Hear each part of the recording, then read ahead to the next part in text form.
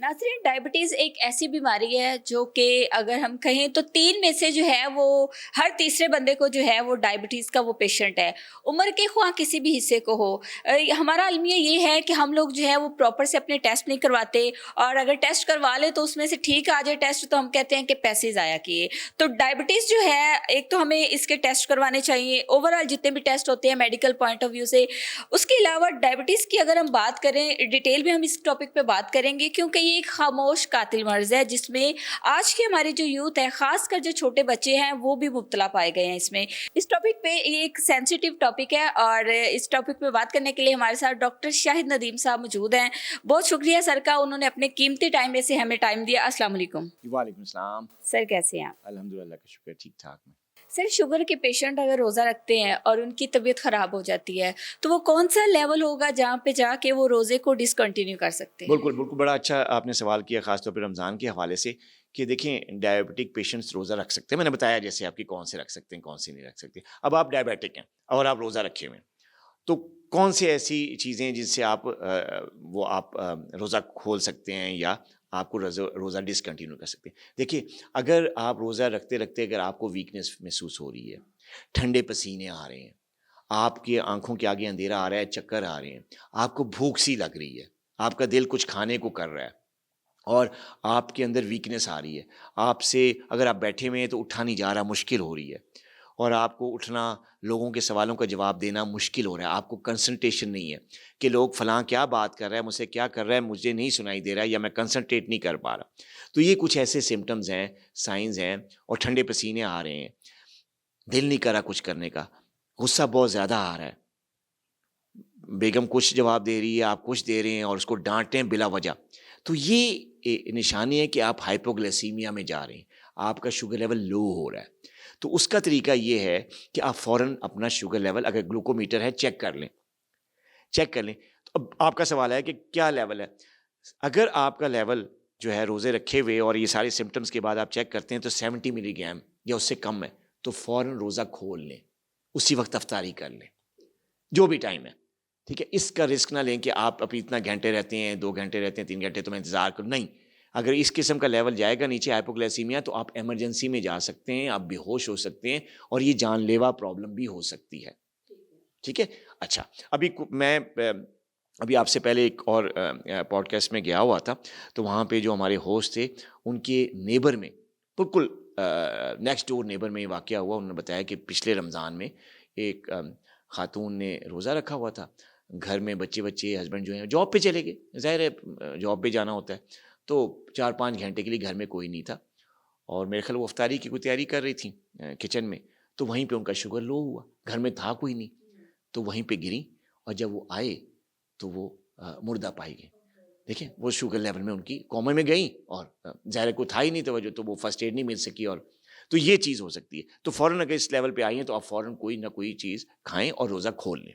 अच्छा, जहाँ तक हाई लेवल का ताल्लुक है तो उसमें भी ख़तरा होता है कि अगर आपका शुगर लेवल एक ख़ास हद से ज़्यादा हो जाए तब भी आपको रोज़ा खोल लेना चाहिए, रोज़ा डिसकंटिन्यू कर लेना चाहिए। अब वो लेवल क्या है? उसको कहते हैं हाइपरग्लाइसीमिया। अगर आप रोज़ा रख रहे हैं और किसी वक़्त आपको बहुत ज़्यादा नकाहत, वीकनेस, दर्दें शुरू हो गई हैं, आपका मुँह खुश्क हो रहा है, आपका दिल कर रहा है कि बस मैं पानी पीऊँ या बार-बार आपको पेशाब आ रहा है ड्यूरिंग रोज़ा, ठीक है? आप नमाज़ के लिए वज़ू करते हैं, साथ ही आपको वज़ू तोड़ना पड़ता है, पेशाब के लिए बार-बार जाना पड़ता है और आपको वीकनेस हो रही है, हाथ-पाँव में दर्दें हो रही हैं, जलन शुरू होगी कि यार ये क्या हो गया, बैठे-बैठे ये मेरी हाथ-पाँव में जलन शुरू होगी, पेन शुरू हो गया और मैं एकदम जो है वो चलने-फिरने, काम करने के काबिल नहीं रहा, इतनी सख्त दर्दें और फटीग और थकावट होगी। तो फ़ौरन अपना शुगर लेवल चेक करें।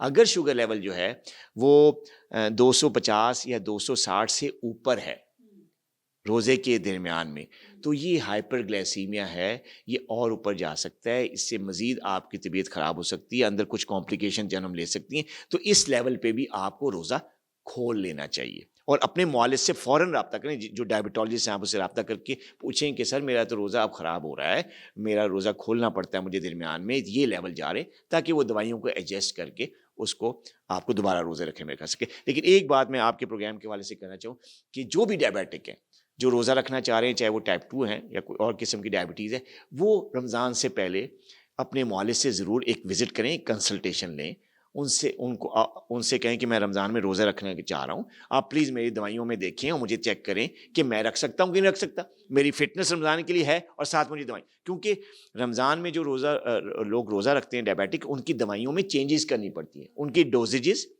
اور ان کی ٹائمنگ چینج کرنی پڑتی ہے, پھر وہ روزہ رکھنے کے قابل ہوتے ہیں. یہ نہیں کہ جو روٹین آپ کی دوائیوں کی چل رہی ہے بیفور رمضان سے پہلے, تو اسی پہ آپ شروع ہو جائیں, پھر تو پرابلم ہوگا نا. ٹھیک ہے, تو آپ جو ہیں وہ اپنے ڈاکٹر سے ملیں اور آپ بتائیں کہ جی رمضان شروع ہو رہا ہے, میری دوائیوں میں چینج کریں, میرا پلان رمضان میں روزے رکھنے کے. ڈاکٹر صاحب آپ کے کچھ ٹیسٹ یا جو بھی چیک اپ وہ کریں گے اور ساتھ میں آپ کو بتائیں گے کہ فلاں دوائی اتنی ملی گرام کر دو, اتنی زیادہ کر دو, اتنے کم کر دو, اس کو اس ٹائم پہ لو, افطاری پہ لو, تو اس کے بعد آپ روزہ رکھ سکتے ہیں اور ہیلدی روزہ رکھ سکتے ہیں. بالکل ایسے ہی ہے. اچھا سر, لاسٹ میں آپ سے مختصر سا کویشچن کروں گی کہ ڈائبٹیز پیشنٹ جو ہے کیا ان کو بھوک زیادہ لگتی ہے اور کیا ان کو غصہ بھی زیادہ آتا ہے؟ جی ہاں, یہ آپ نے بالکل صحیح کہا کہ جو ڈائبیٹک پیشنٹس ہوتے ہیں ان کو بھوک بھی زیادہ لگتی ہے اور ان کو غصہ بھی زیادہ آتا ہے. لیکن یہاں پہ ہے کہ کن ڈائبیٹکس میں, ہر ڈائبیٹک کو نہیں. ایسے ڈائبیٹک پیشنٹس جن کا شوگر لیول کنٹرول میں نہیں آ رہا, نارمل نہیں رہ رہا, بہت زیادہ ہائی رہ رہا ہے یا بہت زیادہ لو رہ رہا ہے, فلکچویشنز ہیں, ہائی بھی ہو رہا ہے لو بھی ہو رہا ہے. تو فلکچویشن میں کیا آتا ہے کہ آپ کو نا جو ہے غصہ آتا ہے.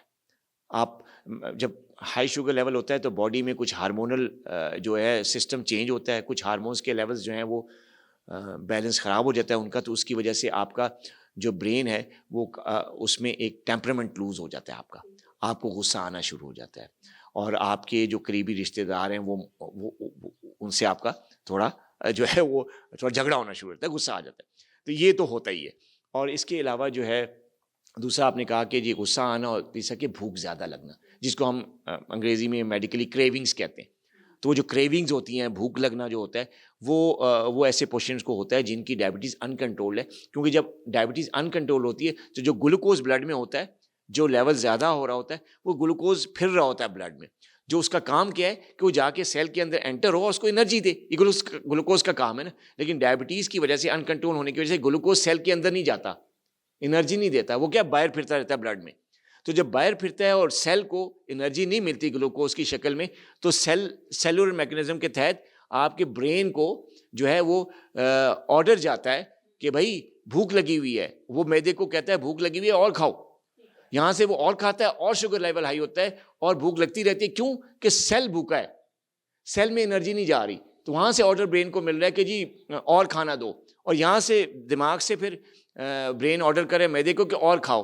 لیکن یہ پروسیس چل رہا ہے, اس سے شوگر لیول ہائی ہوتا رہتا ہے, انرجی نہیں سیل کو مل رہی ہوتی, اور بھوک لگتی رہتی. تو یہ وجہ ہے کہ شوگر کے پیشنٹ جو انکنٹرولڈ ہیں ان کو بھوک زیادہ لگتی ہے. ٹھیک ہے. اور مختلف چینلز پہ آپ کو دیکھا جا سکتا ہے, ہر ہفتے 1-2 چینلز پہ جو ہیں آپ کے انٹرویوز چل رہے ہوتے ہیں. 4.2 ملینس فالوورز بھی ہیں آپ کے, اور کیسے مینیج کرتے ہیں گھر کو, اور اس طرح پھر پبلک بھی, ظاہری سی بات ہے پبلک بھی ہے, فین فالوئنگ بھی کافی, تو چیزوں کو کیسے مینیج کرتے ہیں؟ بہت مشکل ہوتا ہے, بہت مشکل ہوتا ہے میرے لیے اپنا ٹائم مینیج کرنا. لیکن الحمدللہ کہ پچھلے 25 سال سے اسی طرح مینیج کر رہا ہوں. گھر کو بھی ٹائم دیتا ہوں, بچوں کو بھی دیتا ہوں, فیملی کو بھی دیتا ہوں. لیکن اس کے لیے تھوڑا سا مجھے جو ہے وہ اپنے ٹائم کو مینیج کرنا پڑتا ہے. میرے کیونکہ فزیکل پیشنٹس بھی ہوتے ہیں, کلینکل پریکٹس پہلے تو ہاسپٹلس میں وہ بھی چھوڑ کے جابس جو ہے وہ ایک جگہ کلینک کیا ہے جو پریکٹس, لیکن پریکٹس چھوڑ تو نہیں سکتے, پریکٹس بھی کرنا ہے. تو فزیکل پیشنٹس کو بھی ٹائم دینا, آن لائن والے پیشنٹس کو بھی ٹائم دینا, پلس جو سوشل میڈیا ہے یا جو اپنے فالوورز ہیں ان, جیسے آپ نے کہا, ان کو ٹائم دینا, پھر یہ پوڈ کاسٹ اور ٹی وی چینلز پہ سارا کچھ. تو یہ تھوڑا سا مینجمنٹ میرے لیے مشکل ہوتی ہے, تو مشکل ہوتا ہے. لیکن میں نے ٹائم کو ڈیوائڈ کیا ہوا ہے, اور اپنی فیملیز کے ساتھ میری اتنی دوستی ہے بچوں کے ساتھ کہ وہ جو ہے جو میرا آف ڈے ہوتا ہے سنڈے کو, تو میری کوشش ہوتی ہے کہ سیٹرڈے سنڈے جو ان کا آف ڈے ہے ان میں ان کے ساتھ زیادہ سے ٹائم گزاروں, تاکہ جو باقی ڈیز ہیں 5 ڈیز ویک کے, تو وہ پھر شکایت نہ کر سکیں وہ ٹولی. تو اس طریقے سے میں نے مینیج کرنا, مشکل ہوتا ہے لیکن مینیج ہو رہا ہے. الحمدللہ اللہ کا شکر ہے کہ ہر ایک کو پراپر میں ٹائم دے رہا ہوں. اپنے سوشل میڈیا والے فالوورس کو بھی دے رہا ہوں, ہمارے جو پیشنٹس ہیں جو فزیکل پیشنٹ ان کو بھی دے رہا ہوں, اور فیملی کو بھی دے رہا ہوں. سر لاسٹ میں ایک پبلک اویئرنیس میسج دے دیں ڈائبٹیز پیشنٹ کے لیے. دیکھیے ہاں, یہ بڑا اچھا آپ نے سوال کیا. دیکھیے آج کل نا ڈائبٹیز بہت زیادہ پھیل رہی ہے, آپ نے بھی دیکھا ہوگا ہر دوسرے تیسرے شخص کو ڈائبٹیز ہو رہی ہے, جس کی ایک وجہ یہ ہے کہ اویئرنیس کا فقدان ہے. جو میں نے قدم اٹھائے ہوئے 2012 سے میں یہ اویئرنیس کی کمپین کر رہا ہوں, میڈیا کے تھرو, انٹرویوز کے تھرو, سارا کچھ. کبھی کامیابی ہو رہی ہے, کبھی نہیں. لیکن جو میرا میسیج ہے آپ کے اس پروگرام کے حوالے سے ہمارے پیشنٹس کے لیے ہے کہ اگر آپ ڈائبیٹک ہیں تو آپ اس کا علاج جو ہے نا ایک پروفیشنل, ایک ڈاکٹر سے کروائیں جو اس فیلڈ کا ماہر ہے. ٹھیک ہے نا. آپ کی اگر گاڑی خراب ہو تو آپ اپنی گاڑی ٹھیک کروانے کے لیے موبائل شاپ پہ لے کے جائیں گی؟ نہیں, آپ کسی مکینک کے پاس جائیں گی. تو اپنی شوگر کی بیماری کا علاج آپ ایک ڈاکٹر سے, کوالیفائڈ پرسن سے کروائیں جس کا ایکسپیرینس بھی ہے, جس نے پڑھا بھی ہوا ہے, جس کا کام ہے. ٹھیک ہے نا. آپ اپنی گاڑی کو ٹھیک کرانے موبائل کے پاس, اور موبائل کو ٹھیک کرانے کے لیے ورک شاپ کے پاس, گاڑی والے کے پاس تو نہیں لے کے جائیں گی نا. تو ایک پرسنز ہیں. ٹھیک ہے نا. تو آج کل یہ دیکھا گیا ہے کہ ایک کمپین چل رہی ہے میڈیا پہ, سوشل میڈیا پہ, کہ ایسے لوگ جو کہ بالکل ان پروفیشنل ہیں, ان کا میڈیکل سائنس سے, میڈیکل ایجوکیشن سے کوئی تعلق ہی نہیں ہے, انہیں کبھی میڈیکل پڑھی ہی نہیں, اور وہ بات کریں کہ ڈائبٹیز کا علاج جو ہے اس جڑی بوٹی سے ہو جاتا ہے, تو یہ کڑوا پانی پی لیں, تو یہ کھانا کھا لیں, یا یہ چاول چھوڑ دیں, روٹی چھوڑ دیں, آپ کھا لیں, جن کا کوئی تعلق ہی نہیں ہے میڈیکل ایجوکیشن سے. ٹھیک ہے. وہ اس فیلڈ میں آ کے لوگوں کو گمراہ کر رہے ہیں, اپنے جو ہے نا وہ سماجی یا جو بھی ہے پیسے کمانے کی خاطر جو بھی مسائل ہیں اس کے لیے, تو وہ لوگوں کی زندگی سے کھیلیں. تو میرا میسیج آپ کے پروگرام کے حوالے سے کہ پلیز اگر آپ ڈائبیٹک ہیں, ڈائبٹیز کو آپ کوئی ایسی بیماری نہ سمجھیں, کوئی چھوت کیا ایسا ہے, بڑی ایزیلی کنٹرول ہو سکتی ہے 3 چیزوں کی کمبینیشن کے ساتھ. پراپر دوائی, پراپر ڈوز میں, پراپر ٹائم پہ, پراپر ڈاکٹر سے, پراپر بیلنس ڈائٹ, اور پراپر فزیکل ایکٹیو لائف جو کہ ایکسرسائز اور واک کے ساتھ ہوتی ہے. 3 چیزوں کی کمبینیشن سے بڑے آرام سے آپ کی شوگر کنٹرول ہو سکتی ہے. لیکن ڈاکٹر کے ساتھ جائیں, ڈاکٹر کے پاس جائیں, ان سے علاج کرائیں. یہ جو نان ڈاکٹر یا کویکس جو ہیں ان کے پاس نہ جائیں. بالکل. بہت شکریہ sir, thank you for join us, thank you so much.